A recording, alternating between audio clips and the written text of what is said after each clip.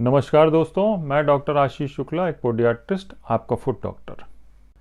तो दोस्तों, शुरुआत यहाँ से करेंगे कि एक इंसान है जिसकी की शुगर नॉर्मल है, उसको कोई प्रॉब्लम नहीं है, पर कुछ दिनों बाद वो अगली स्टेज में पहुँच जाता है जिसको हम लोग प्री डायबिटीज़ कहते हैं। और उसके कुछ दिनों के बाद वो उसकी अगली स्टेज जिसको डायबिटीज़ कहते हैं उसमें पहुँच जाता है। और कुछ सालों के बाद वो चौथी स्टेज में पहुंच जाता है जिसको हम लोग कहते हैं डायबिटीज़ विद कॉम्प्लिकेशंस। ऐसी कौन सी वैल्यू डॉक्टर देख लेते हैं आपकी ब्लड की जांच में जब ये कहते हैं कि आपको डायबिटीज़ हो गई है? तो दोस्तों, यहाँ पे एक सवाल आता है कि नॉर्मल शुगर लेवल क्या होते हैं, उसके बाद प्री डायबिटीज़ शुगर लेवल क्या होते हैं, और उसके बाद डायबिटीज़ के शुगर लेवल्स क्या होते हैं। शुगर लेवल नॉर्मल किसको कहते हैं? अमेरिकन डायबिटीज़ एसोसिएशन ने अपना एक चार्ट दिया हुआ है जो मैंने आपको यहाँ दिखा रहा हूँ। 3-4 क्राइटेरिया उन्होंने बताए हैं। सबसे पहला क्राइटेरिया क्या है कि अगर आपकी फास्टिंग शुगर 126 मिलीग्राम पर डेसीलीटर से ज़्यादा आती है तब आपकी फास्टिंग शुगर लेवल ज़्यादा है। दूसरा, अगर आपकी पोस्ट पेरेंडियल शुगर 2 घंटे के बाद 200 या उससे ज़्यादा आती है तब आपकी शुगर ज़्यादा है। तीसरा क्राइटेरिया, अगर आपका HbA1c जो कि 3 महीने का एवरेज होता है वो 6.5% या उससे ज़्यादा आता है तब शुगर ज़्यादा है। उसके अलावा अगर आपकी शुगर कभी रैंडमली करी गई और वो 200 मिलीग्राम पर डेसीलीटर से ज़्यादा आई तब आपको शुगर है।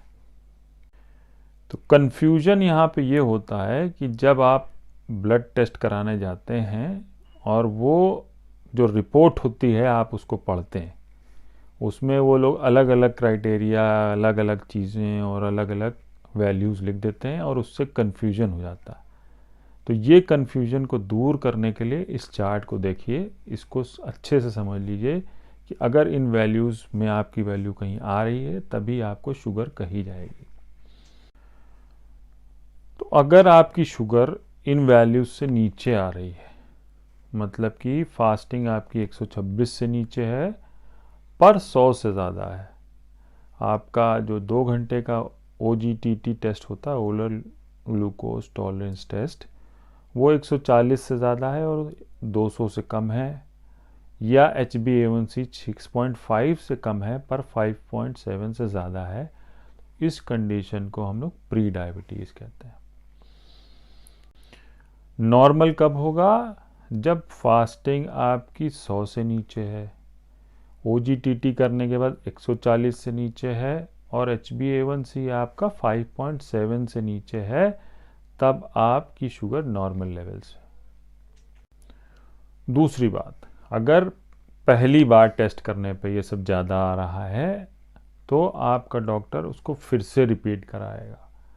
पहली बार में ये डायग्नोसिस नहीं बनती है कि आपको ये शुगर हो गई है, दोबारा जांच कराएंगे और तभी कंफर्म होता है कि आप डायबिटीज़ के मरीज हो गए हैं। अब एक कन्फ्यूजन यहाँ दूर करना बहुत ज़रूरी है कि जैसे आप दवा खाने लगे, आपको डायबिटीज़ हो गई और आप दवा खाने लगे, जब दवा खाते खाते आपने फिर से टेस्ट कराया तो ये सारी जो आपके टेस्ट की वैल्यूज़ हैं वो नीचे आ गई। तो ये मत सोचिए कि आप डायबिटीज़ मुक्त हो गए। ये इस वजह से हुआ है कि आपके जो दवा है उसका ये असर है कि आपके शुगर लेवल नीचे आ गए हैं। तो यहाँ पर इतनी ही दवा को कंटिन्यू करना है। अगर ये चीज़ें बढ़ी हुई आती हैं दवा खाने के बावजूद, इसका मतलब कि या तो आप सही दवा नहीं खा रहे हैं या सही तरीके से नहीं खा रहे हैं, इसको आपको चेंज करने की ज़रूरत है। तो दोस्तों, इस बात का ध्यान रखें कि शुगर लेवल्स अगर आपके कम आ रहे हैं, अगर डाइटिंग की वजह से और एक्सरसाइज की वजह से कम आ रहे हैं तो उसको कंटिन्यू रखना है।